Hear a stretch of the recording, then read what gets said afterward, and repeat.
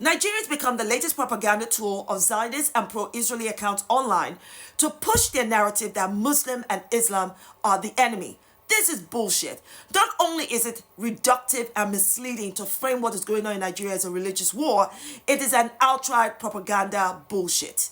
They won't tell you that the religious killings are of Christians and Muslims, that Nigerian Muslims are being killed and persecuted just like Nigerian Christians.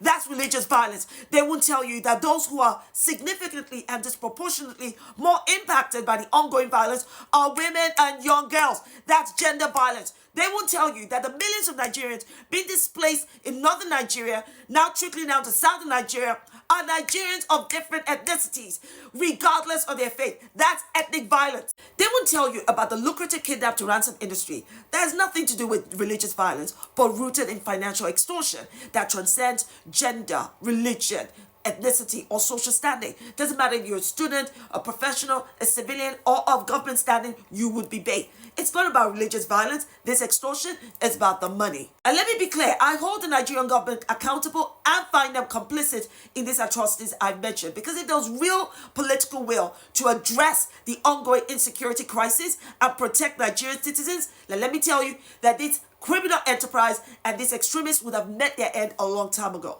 Rolling back to the agenda of the West, let me break this down for you. Muslims and Islam are not the enemy. The extremists who weaponize Islam are the enemy. Judaism and Jews are not the enemy. The extremists, aka Zionists, who weaponize Judaism are the enemy. Christianity and Christians, of which I'm one, are not the enemy.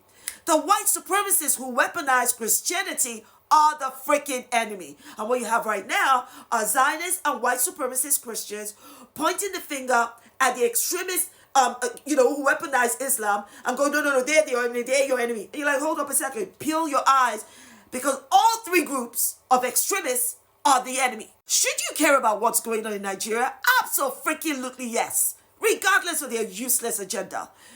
We put together a petition last year that draws out the nuances and multifaceted nature of the ongoing national security crisis in Nigeria. Please watch it, share it, and sign it if you really care.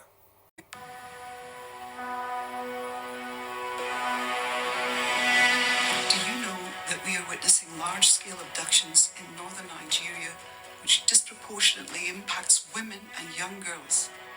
Do you know that attacks on schools and abduction of school children have contributed to 10.5 million Nigerian children being absent from school?